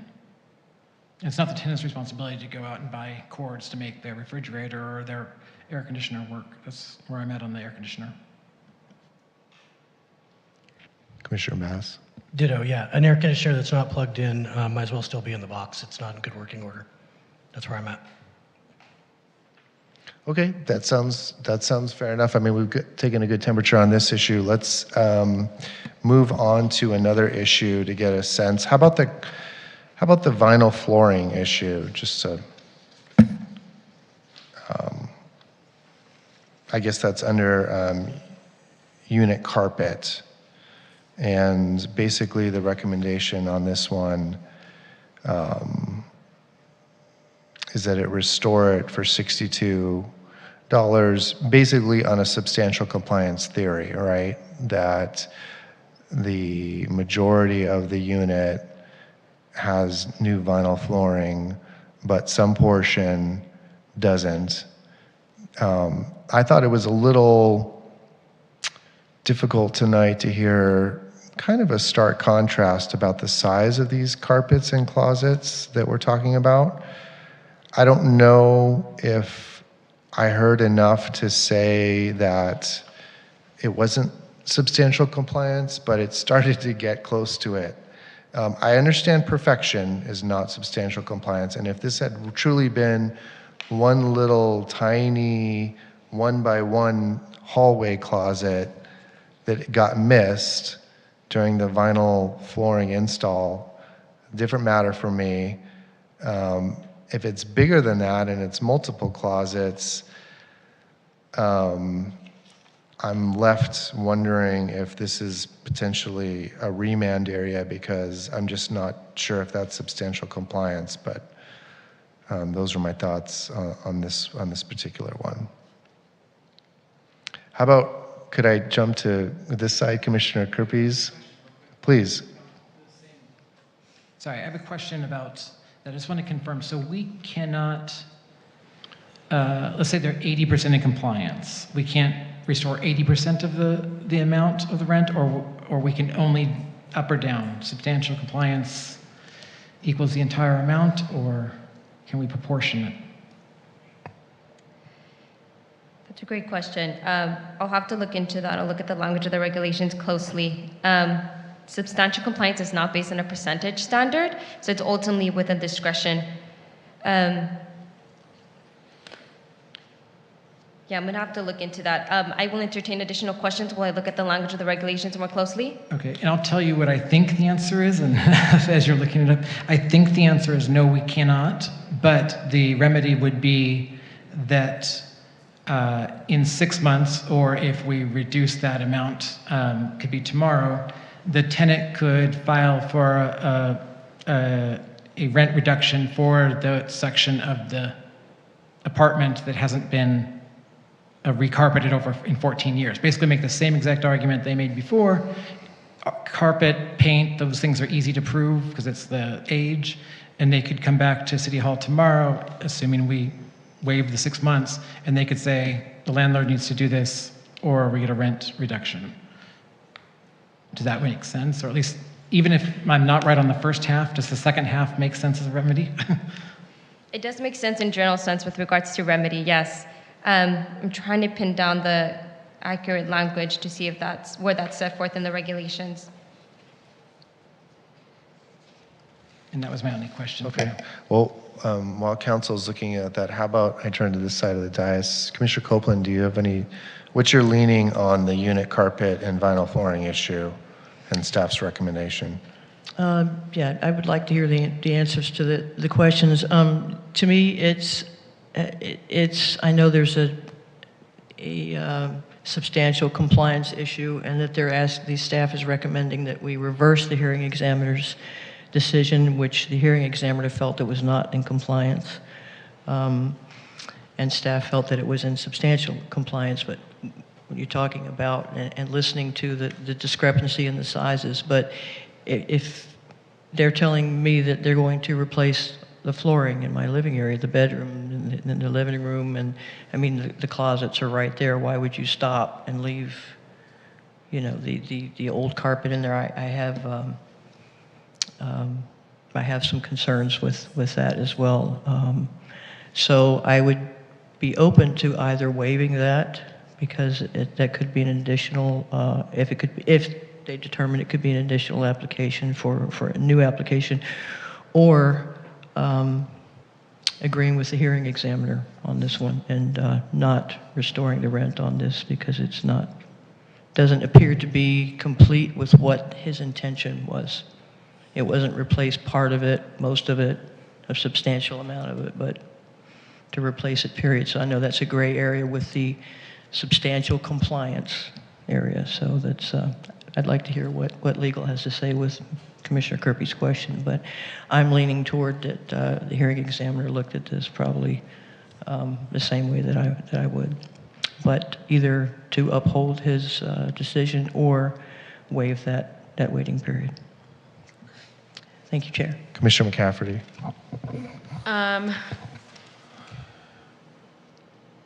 I understand substantial compliance, and yeah, it's hard because we don't know how big the closets are, and looking through all the photos and the evidence, I don't see any evidence on how big these closets are and why they were missed, and so I can't make a ruling in confidence that there was substantial compliance. And the fact that in the staff report, it recommends, you know, it still says like the tenant could come back and it would still be protected under RSO to get that carpet replaced. So I'm gonna stick with the hearing examiner and do a no on this one, because those closet floors need to get replaced as well. Looks like council, do you want to Yeah, so chime with in? with regards to the restoration of the amount, it would be, so you wouldn't be able to make my understanding is that you wouldn't be able to make a percentage of the amount that was originally granted. The applicant would have to wait 6 months, unless it is waived by the commission, in order to submit a new application as to the issue. So what I would be, I think that ripping out the carpets, putting in hardwood floors, I think in past cases, we've allowed for closets not to get finished, small closets. I'm talking like 2 feet by 2 feet size closets.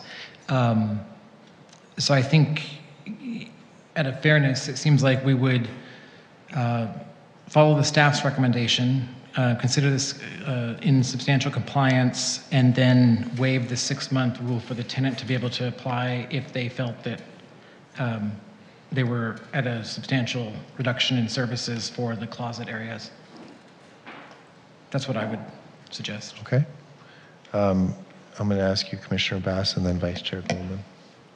Thank you. Thank you. My button's being temperamental tonight. I'm going back to something I said earlier, and that is that our duty is to look at, could a reasonable person in the hearing examiner's shoes have come to this conclusion? I don't know that I would have come to the same conclusion that the hearing examiner did, but the hearing examiner decided that there was not substantial compliance. And in our resolution, it suggests the lack of the tenant's refusal to schedule repairs as an additional reason that is not mentioned at all in the hearing examiner's decision.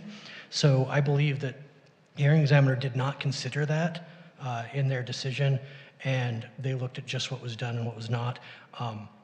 I think that if I were in the hearing examiner's shoes, I might determine that there was substantial compliance, but I believe that a reasonable person probably could have decided that there was not substantial compliance, and so I would move, I'm not going to say move because we're not at that point yet, but I would support affirming, not reversing the hearing examiner. And I would suggest that if we decide, if the majority of the commission goes the direction of staff's recommendation to reverse the hearing examiner, that we erase the sentences about the tenant not allowing the repairs, because I believe that the language about the substantial compliance is sufficient to get to that conclusion. But again, I would vote to affirm the hearing examiner on this one.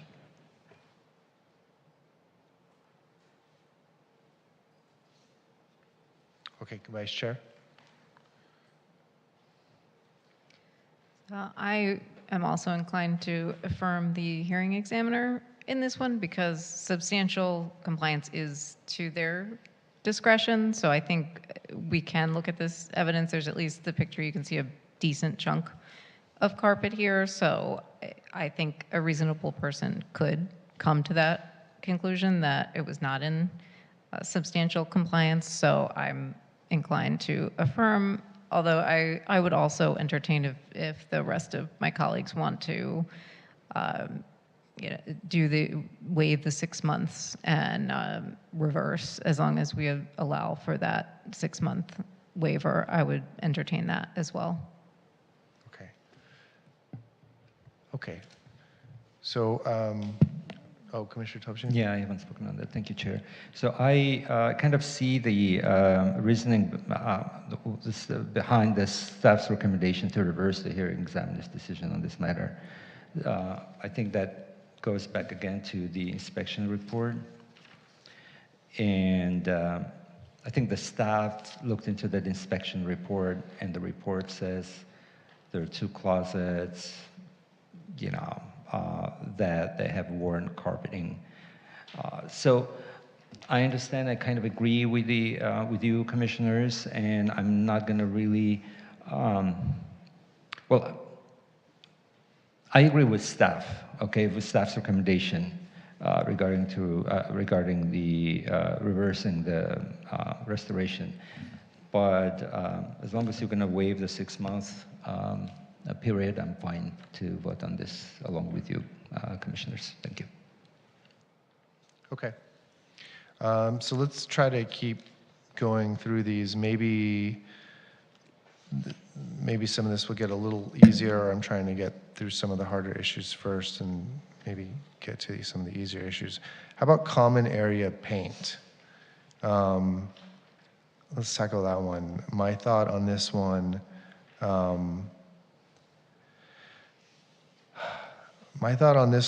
was we heard some testimony that it might not have been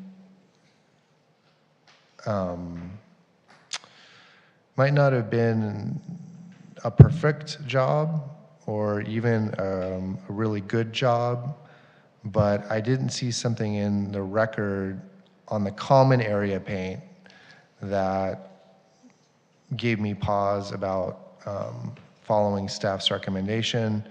I understand there was some discrepancy about particular areas like the doorway, and that wasn't considered the door itself, and that wasn't considered common area. It was considered unit specific. None of that really moved me one way or the other, and so my leaning was kind of to follow staff's recommendation on common area paint, throwing it out there. Commissioner Bass. I agree with you completely. Okay. So that's 2 folks who are kind of inclined to follow staff's recommendation on that issue.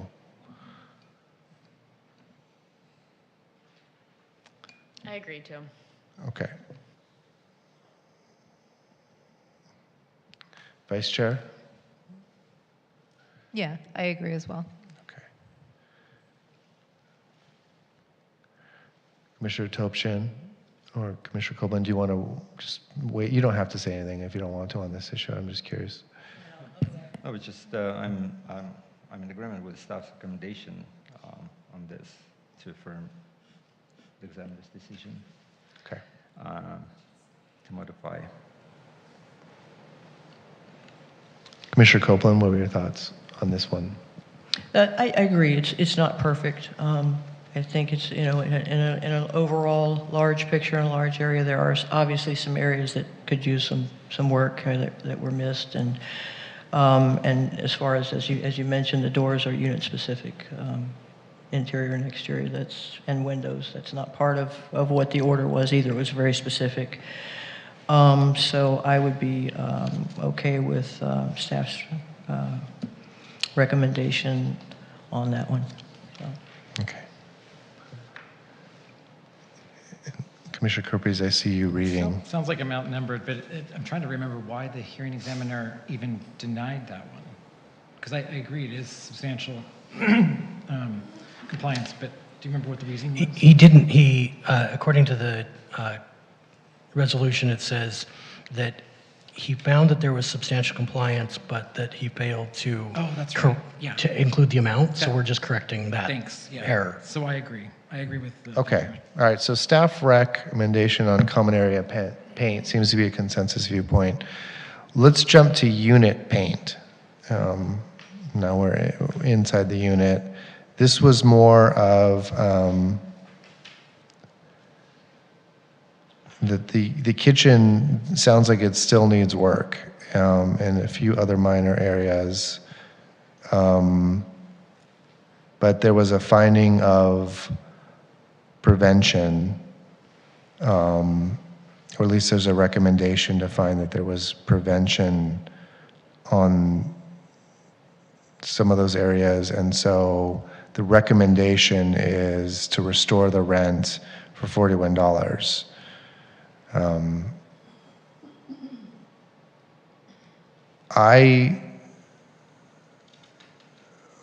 So here's my thought on this. This was a very hard appeal tonight because both sides to me seemed pretty credible and reasonable in their presentations, maybe not 100% one way or the other, but they both generally presented well. And it's a really difficult position to try to judge, well, what's going on here? Was there a lack of access, or were these issues that there was access. I got the feeling personally a little bit that there was some objection to the form of the notice that was being given. Like there was text notice and email notice, but maybe not like a written document posted on a wall somewhere notice, and that was judged to be not sufficient notice. And I don't think I agree with that. I think you have to have some ability to say, by text or email, we'd like to come in and do the painting. And it sounds to me like there was a finding on this. And because I can't really decide between the two, and I don't want to interject between the two, I'm leaning towards following the hearing examiner on this particular point and adopting the staff recommendation. And that's not to say that's necessarily the right decision. It's really just because I don't have the ability to kind of interject between the two. Chair, can I ask a clarifying question? Please. If we follow staff's recommendation, we'd be reversing the hearing examiner. So do you support the hearing examiner or do you support staff? Because the hearing examiner did not restore the rent on this one. Right. Staff is recommending that we take into consideration something that was not mentioned in the hearing examiner's findings to reverse their decision. And I'll tell you that because the tenant never received notice that there was an issue of access, their first opportunity to provide that evidence was tonight. So I believe, just to give my argument, that I believe the hearing examiner made a credible decision based on what was before them. So I'm interested in your follow-up, but I also offered my opinion at the same time. Sure. No, I appreciate you pointing that out. So staff is basically recommending that we make a finding of the tenant prevented the landlord. I think my analysis is still the same. I feel like this is such a close call. I'm inclined to follow what staff is recommending on this. I tend to be a person who follows what staff recommends on things, so that's just where I fall. I think there was evidence in the record about a lack of access, and that I can see why staff wanted to reverse the hearing examiner on that issue, and I tend to want to support our staff in what they recommend, and especially on a close call, but that's just my view. Commissioner Topshin? This is so much confusing. I mean, but and thank you, Commissioner Bass and Chair, for clarifying that. I would agree with the Chair's comment in regards to the notification issue, how the 24-hour notices were issued, if they were issued. So I see there are a lot of email back and forth that we have before us, and some of them could be even a text messaging also. I'm not sure if that would be in compliance with the state law requirements, but we're not going to obviously discuss that at this meeting. What I would say is here on this one, I would leaning towards the supporting the examiner's decision. So I don't really see how many attempts were made to enter the unit, where these attempts were in compliance with the state law requirements, how this was recorded. We just have a record, statements here that there were multiple attempts to enter, things of that nature, more general. So that's why I think I cannot say that we're going to restore the rent on this issue just because the landlord stated that the tenant denied access, and could be there is some sort of an email communication. What if somebody doesn't get the email, or doesn't check the email? So what would constitute the proper service of the 24-hour notice? I would say that the landlord should probably look into that aspect, and then start the process again and see if at this time the tenant will allow access or not, but that would be better recorded and documented. So for this particular item, I would not agree with staff's recommendation on the restoration of the rent. Thank you. Okay, appreciate that. Commissioner Kerpes, could I call on you on this one? Sure, I agree that we should follow the hearing examiner's decision on this, excuse me, this issue. They're in the best position to decide, and staff was making its recommendation, having the opportunity and the ability to review those emails, all that stuff, and the tenant was never able, if that was part of the decision, the tenant was never able to see that and provide an adequate defense. So even if my fellow commissioners don't agree that that was not part of the decision, about the hearing examiner did not determine the reason or base his or her reason on the fact that the tenant was blocking access, then I would say remand it for that issue so that both sides can argue that out. But that we're not there, because it doesn't sound like the hearing examiner even based his or her decision on that. So I would be moving to, or I would be supporting the hearing examiner, affirming the hearing examiner's decision on that one. It's a lot of words to say that. No, I followed you. Vice Chair, could I ask you to go next? I would also support affirming the hearing examiner, because I thought the purpose of putting that written notice on there was what if you don't check your messages or your emails, and if it is supposed to be a 24-hour notice. I also did go through some of the texts and emails in here, and to me it's not an outright denial or refusal. It seems to be asking, can we work with mediation? Can we reschedule? So it doesn't feel to me like it's just a denial of access. So I would support the hearing examiner here. Okay. Commissioner McCafferty. Support the hearing examiner based on what my colleagues have said. And also, I mean, the work hasn't been done is a strong point for me. I apologize. It's just, we're not. Not at this moment. I apologize. Sorry, I'm sorry. We're not able to have that testimony. Okay, Commissioner Copeland on unit paint. I agree with my fellow commissioners on this one. I think I read all of the texts and the emails and so forth, but as was mentioned earlier, I mean, there was no opportunity for any rebuttal to those, and these texts and emails can be selective, you know, as far as what responses are submitted and so forth, so we could be missing something in that. I think the hearing examiner had a reasonable decision in this based on the evidence in the record. And there are no copies of like multiple 24-hour notices and things like that, which we have seen in the past with these kinds of requests. So I'm not. Sir, I apologize, but you can't speak anymore. And if you do, we're going to have to ask you to please not do so. We're trying to be a quasi-judicial deliberation up here, and it's not fair to the process if there's interjections.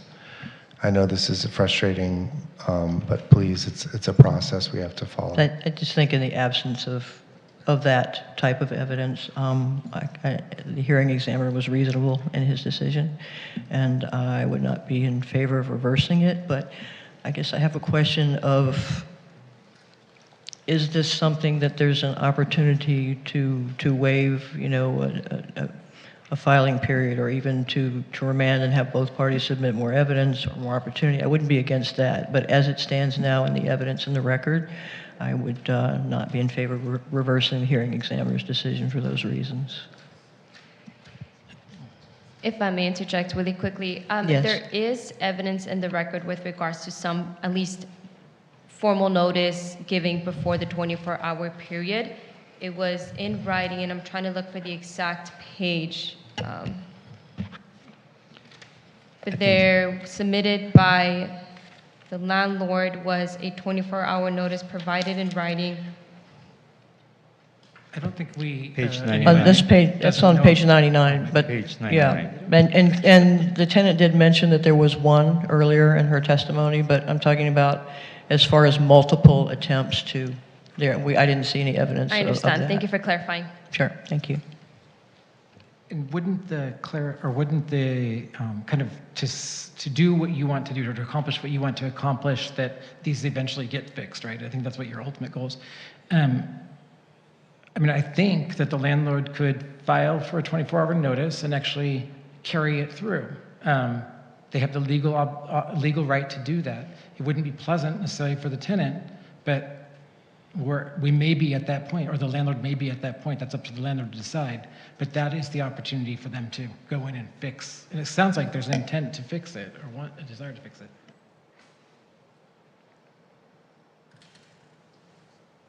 Okay, so I think we've had our round on the unit paint. Let's jump to window coverings, and maybe let's group these two: window coverings and smoke and carbon and monoxide detectors. Probably the least amount of discussion about those items tonight. There was some, I'm just saying, relative to the others. I thought that I was inclined to follow staff's recommendation on the window coverings, and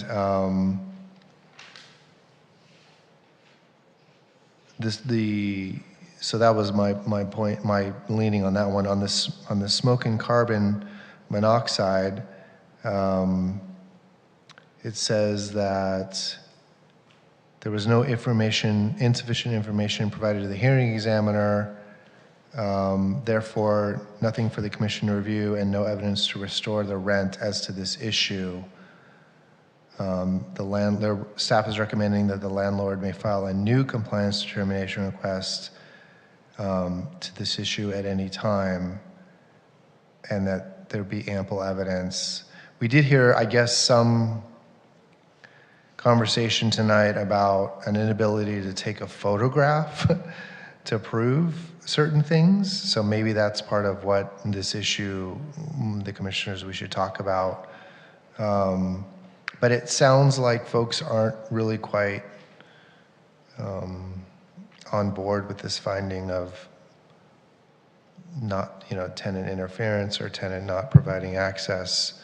So maybe there's a consensus view that we should just follow staff on number 6. That would be my leaning at this point. I think what is going to happen here is we'll try to sum this up after this.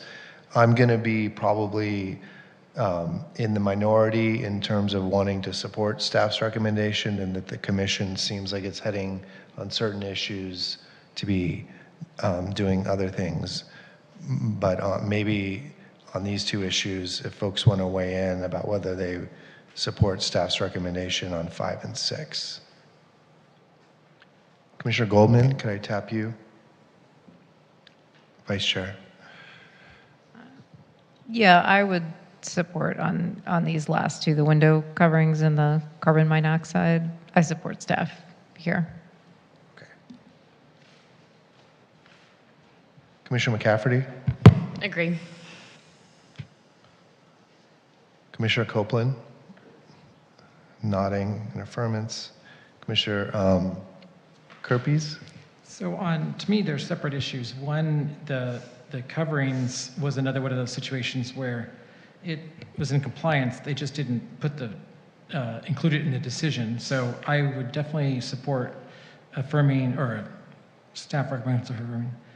Yeah, modifying the decision to restore the $5, because it sounds like the hearing examiner just forgot to put that into the decision. And then the smoke and carbon monoxide stuff, there was no evidence either side, was there? I don't think anyone even made the argument that it was there other than the compliance request. So I think we affirm the hearing examiner's decision. I think that's what you said too. That's what staff is recommending. Yeah, Council, what was the hearing examiner recommendation on the monoxide? Was it just a non-finding, and so staff is therefore? It was that nothing was submitted to demonstrate that compliance had been made. Okay. With regards to that issue as stated in the original decision. Okay. Any other thought, Commissioner Topchin, on these 2? Just very quickly, I would agree with staff's recommendation on the window coverings, and I would agree also on the staff's recommendation on smoke detector and carbon monoxide detectors. So what surprised me is I always give a lot of weight to the inspection report, because this is kind of an independent review, and this inspections visits do not happen often. If this is not a common thing, this is where the examiner is struggling maybe, or wants a more a firm confirmation or something. So that's when the examiner requests an inspection, which I love to see these inspections more often to happen in those cases, in this type of cases. This is exactly the case when we needed the inspection and the report, and it's here. What surprises me is that it pretty much covers everything, but the carbon monoxide is not here, which is kind of really like a item for the inspector to check.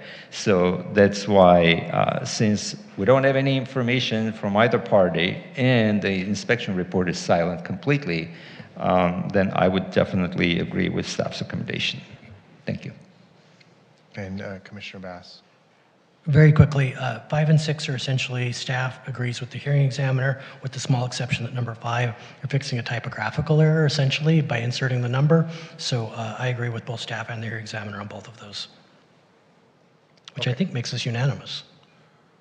Yes, I'm hearing unanimity on 5, 6, which is window coverings and smoke and carbon monoxide detectors and common area paint. It was my read on the first go around.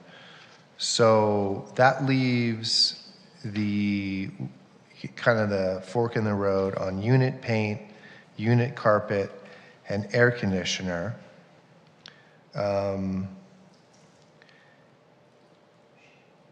And what I sensed on unit paint was that the majority of the commission was inclined to follow the hearing examiner, not adopt staff's recommendation.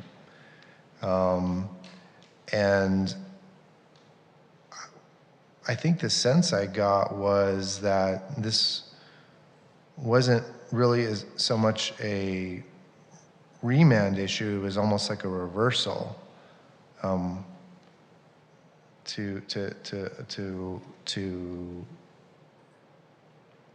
Well, I guess it's not reversing the hearing examiner, it's to modify the staff recommendation in the resolution to follow what the hearing examiner did, right?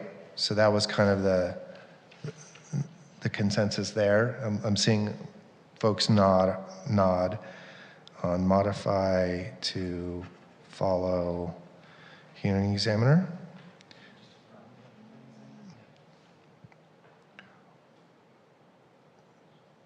I think the resolution as currently written has to be modified to affirm.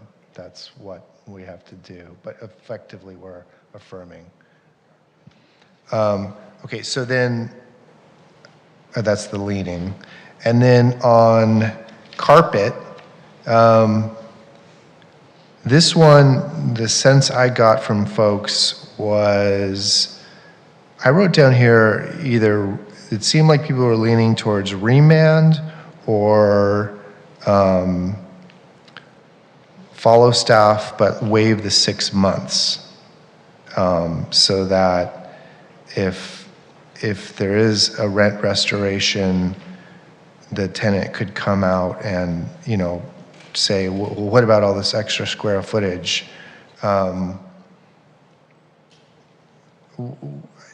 trying to speak for everyone here, but was there more of a sense to remand on this issue and take a look at what are these extra areas, or was it more of a sense of waiving the 6 months? I think, Chair, as far as I remember, when Commissioner Krippis asked the legal counsel, and after that clarification, I think the consensus was more towards the affirming and waiving the 6 months period. That's my understanding. I think the hearing examiner in this staff's one- recommendation, what I mean, yeah. Affirming staff and waiving the 6 months. Correct. Okay. That was mine anyways. Do people have a different thought on this issue? I was in the minority on this one and didn't support staff's recommendation. I would ask my colleagues if they would be, to get this to get me to a yes on the resolution, could we take out the sentences, these code sections provide that a hearing examiner, blah, blah, blah, about the refusal to allow the work? I think we could just simply go with the substantial compliance reasoning, and that would get us to the exact same conclusion without including the language about the tenant refusing, because the tenant never received an opportunity to rebut that. So I could vote yes on staff's recommendation on this one if we took out that specific finding in section 3. Does legal counsel follow me on that? Yes, I am. Okay, and then I'm wondering if my colleagues would support. It's a good idea, I think. Okay, so It gets you to the same result and gets me it's to a two yes. sentences. These code sections provide that a hearing examiner, et cetera, the record in this matter supports, et cetera, et cetera. And then instead of in addition, just start with the commission finds that, the vast majority. It just starts at it. Yeah, so we take out those 2 sentences. Yes. Okay, as a proposed. Commissioner, you're reading the actual language of the resolution? Correct. Okay, yeah.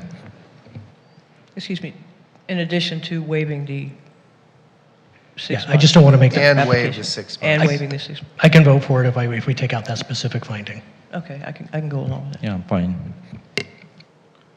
Okay. Lastly was air conditioner. I have 4 options down here. I wrote remand, reverse, waive 6 month. I think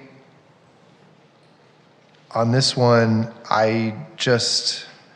my gut still tells me that a new air conditioner is a new air conditioner. I'm not sure that the landlord is even able to be at the inspection and that it's their duty to provide an extension cord for the inspector to plug it in. And I just don't like, and I'm just personally not comfortable with the idea of saying you have to submit proof that you bought a new machine, and then now you have to submit proof that you turned it on and it's working. And for all we know, that did happen and it is working. We just are focused on a lack of evidence at this point because of different circumstances. And there's this safety issue about multiple cords, which I agree. So, I think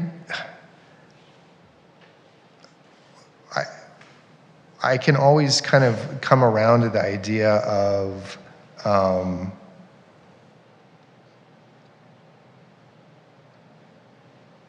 I would want, if there was some sort of a reversal on this, for the landlord to be able to pretty quickly come back and say, no, this is working. It's really working. Here's the proof it's working. Have to bring the extension cord if that's what it requires to get that done. I'm going to throw this open. Commissioner Kerpes or Commissioner Bass, could you suggest maybe a possible avenue on this air conditioner issue? I think that we should keep the record very clean and not talk about safety, not talk about any of that other stuff. But the fact is, as Commissioner Bass said earlier tonight, an air conditioner without electricity or access to electricity is an air conditioner in a box.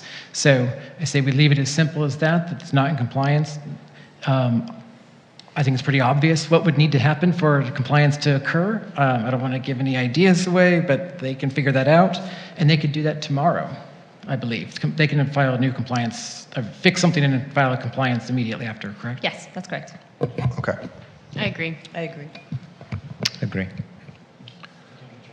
Okay, so, but then on the air conditioning issue, you guys would not follow staff's recommendation. We would have to modify. And are we following what the hearing examiner did on this, or are we remanding for further? I think we follow staff, reverse the hearing examiner. It's not plugged in. This is the one that the hearing examiner made no determination on? Yeah. Correct? Yes. Because of the lack of evidence? Right, but the recommendation is to restore. So there's not a consensus to follow staff. So there's definitely a modify and remand on this issue, or are we going to say modify and deny rent restoration and give the landlord an opportunity to file a new compliance determination? I think it's an affirm the hearing examiner, and then if once the landlord's able to show that it's in good working order, which includes Did power. the hearing examiner make a finding on this? That's what I was clear on. The finding was the air conditioning unit was not tested. That's their finding on page 190 of our packet. Right, so there was no articulation with regards to whether compliance is granted or denied, so we would make a form of modification to essentially show that compliance is denied or it's granted. I would modify compliance is denied, is the consensus that I'm hearing on that. I agree with that. Okay. Okay. Yeah, what I would like to do at this point is we're going to I'd like to propose taking a quick break, giving council and perhaps some others a chance to formulate the wording of a potential motion, and then come back in 10 minutes with that opportunity to incorporate all this into a proposed motion. Is that okay, Commissioner Kerpes? I was just thinking that maybe just word it a little bit differently so that we're not thinking outside of this dais. No, you're right. But We're not then going maybe to they be propose talking or something chatting, but I'd like give council maybe Yeah. a chance to that we can come back and vote cobble on. together a proposed motion. Does that work? that's fine. Okay, great. All right, so it's 9:04. Let's take a break till 9:15. You did that for an hour. Yeah.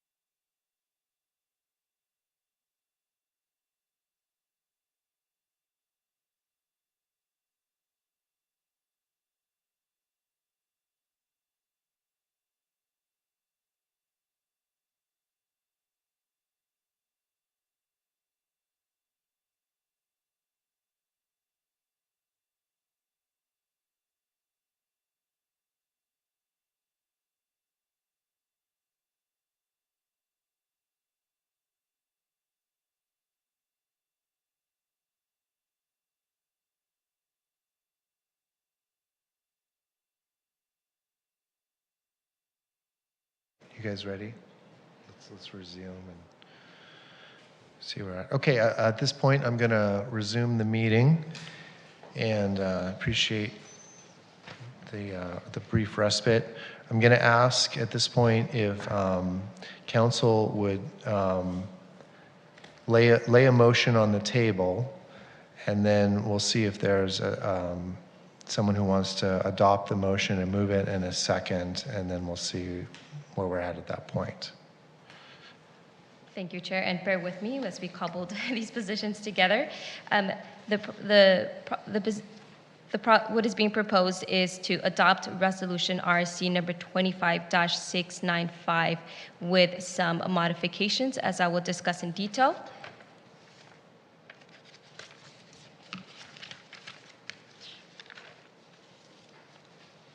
If you turn to Section 4 with regards to common area paints, is there a motion to adopt staff's recommendation to find substantial compliance and restore the rent? That was item 1, correct? Correct.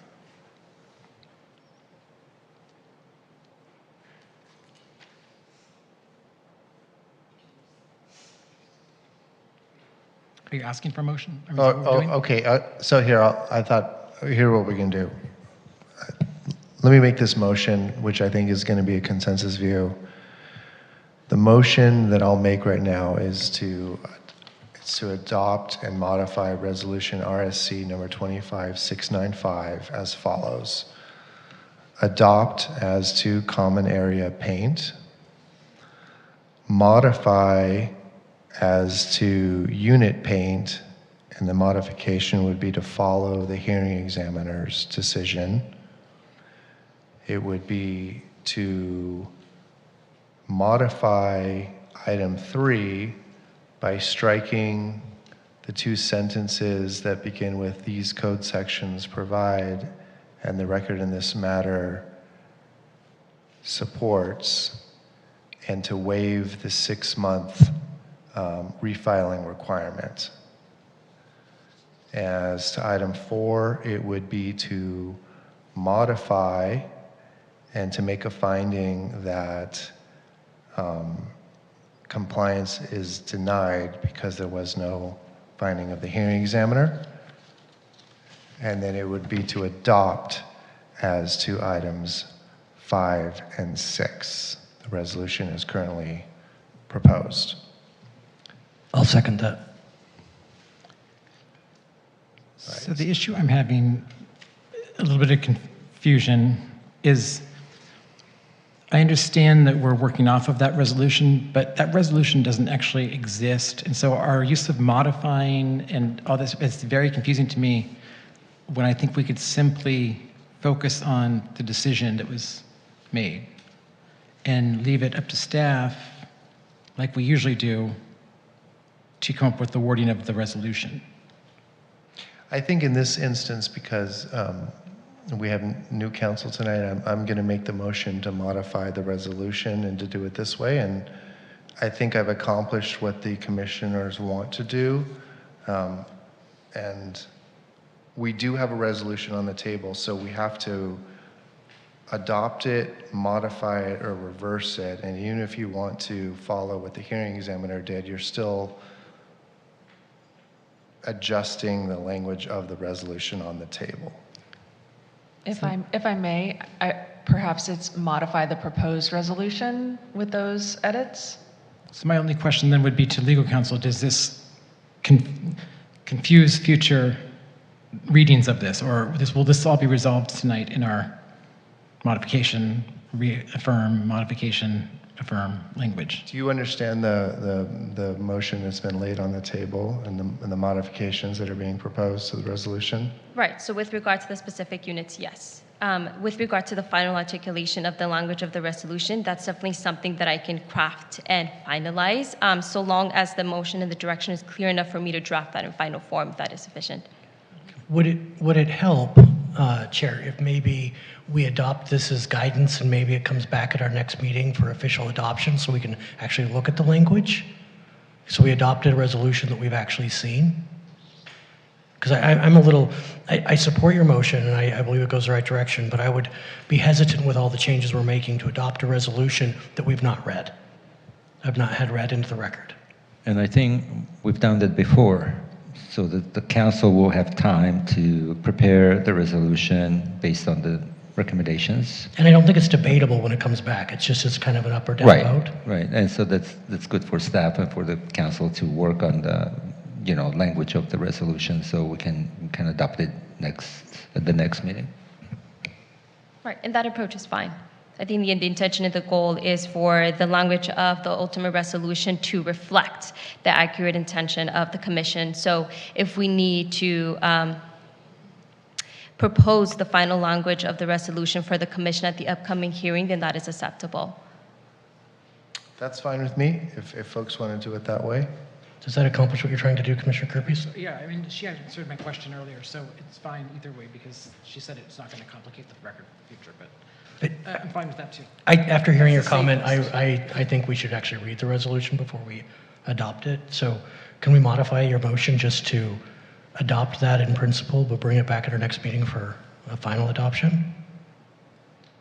Does that? Yes, I think that my motion can be amended to suggest that staff and council work on crafting a new proposed resolution that incorporates the modifications that were originally discussed in the motion. And we will bring it back to the next meeting to vote. That's the motion. Is your second still stand? I maintain my second, yes. Okay. All right, so that's the motion on the table with the second. Let's do a roll call on this one. I'm sorry, but can you repeat it, please, one more time? I'm sorry. I just want to make sure that we get the exact thing. I'll listen closer. Your motion. Okay. So my motion is to have staff and council work on crafting a proposed resolution that incorporates the modifications that we earlier discussed. Do you want me to go through those modifications? Yeah, about the modifications, yeah. Okay. You're really putting me to the test here, Commissioner Kirby. This is a thorny one. The adopt as to section 4, paragraph 1, common area paint. Modify as to paragraph 2 to follow the hearing examiner and not restore rent. Modify as to 3 to strike the 2 sentences that Commissioner Bass asked to be excised, and to waive the 6-month refiling requirement so that it could be done sooner. Modify as to item 4 to make a finding that compliance is denied and there is no rent restoration. Adopt as to 5 and 6.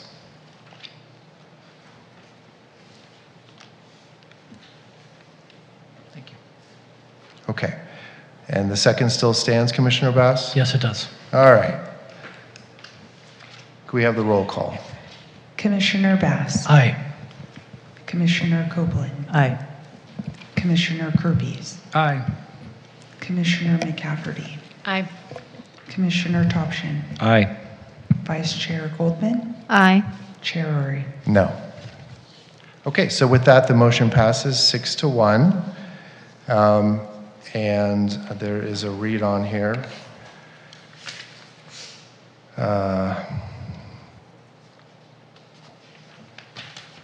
If the parties have any further questions, you can reach the Rent Stabilization Division at 323-848-6450 by email at rsd@weho.org, or you may request an in-person appointment online at weho.org under the services menu. Okay, so with that, we're going to close the appeal portion and move on to new and unfinished business, which there is none. So then we will jump to items from staff. That's item 10. Do we have any staff items? We do not. Okay. Public comment. Is there anyone registered? Okay, so no more public comment. So then we'll just jump to items from commissioners. I just want to thank you, Chair, for leading us through a very thorny appeal this evening, and thank our staff and council for getting us through what was not something I anticipated to be nearly as difficult of a meeting, but you did an excellent job, and I appreciate it. Thank you. That's great. I know our ad hoc is working, so what I was going to say is in the future meetings, we'll have some sort of discussion or update. I think I wrote it down, but maybe October. The other thing I was going to remind folks is we did those commission liaison